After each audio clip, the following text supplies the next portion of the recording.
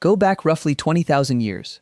You're standing near Lake Edward in Central Africa, with no calculator, no written numerals, and definitely no phone asking whether you'd like to upgrade to premium counting. But you still need to know how many fish came back, how many people are missing, and whether there's enough food for tomorrow.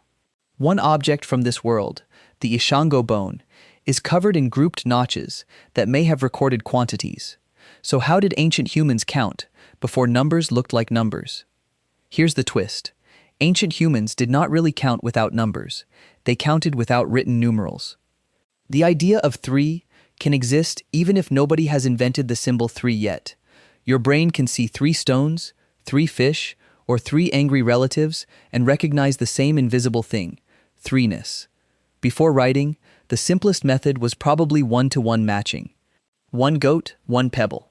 Another goat, another pebble. Lose a goat, remove a pebble. Extremely advanced software. Very poor battery life. Fingers help too. 10 built-in counters, free at birth. And when fingers were not enough, people could make tally marks on bone, wood, or stone. The exact purpose of objects like the Ishango bone is debated, so we cannot confidently call it a prehistoric calculator. But it shows humans grouping and recording marks long before modern digits existed. Then Mesopotamia turned counting into paperwork.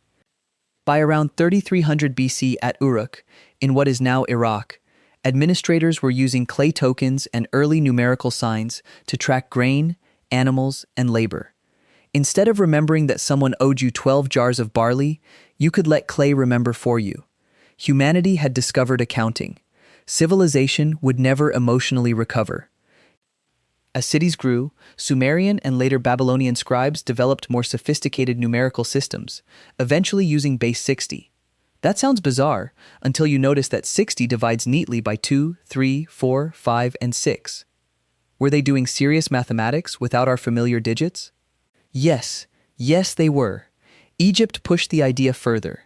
The Rhind mathematical papyrus, copied by the scribe Ahmose around 1550 BC, contains problems involving fractions, areas, volumes, and food distribution. Ancient Egyptian workers were not just staring dramatically at pyramids all day. Someone had to calculate bread, beer, land, and building measurements. Egyptian numerals used separate symbols for values such as 1, 10, 100, and 1000. Not as compact as our system, but perfectly usable. Imagine dividing food for a work crew with no calculator and no spreadsheet. Suddenly your phone's low battery warning feels less tragic. Then the Greeks took quantity and started asking what it meant.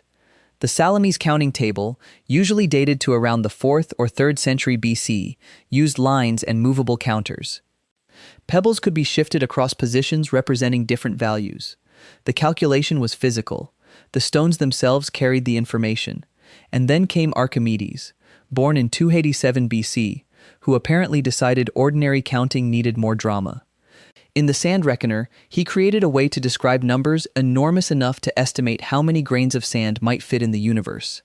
Mathematics had gone from how many sheep to how much sand fits in existence. Escalation happened quickly.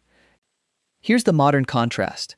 Pocket electronic calculators only became common in the 20th century. Humans had already been counting with fingers, pebbles, marks, tokens, tablets, and boards for thousands of years. So the real story is not that ancient humans counted without numbers. It is that they slowly separated quantity from physical objects. First, a stone stood for a goat. Then a mark stood for a stone. Then a symbol stood for the mark. Eventually, 3 no longer needed 3 actual things at all. That may be one of the quietest breakthroughs in human history. Once quantity could exist inside the mind, counting became mathematics. Mathematics became planning, and planning helped humans organize trade, cities, architecture, and daily life. So the next time you tap 2 plus 2 into a calculator, remember, your device is modern. The idea inside it is ancient.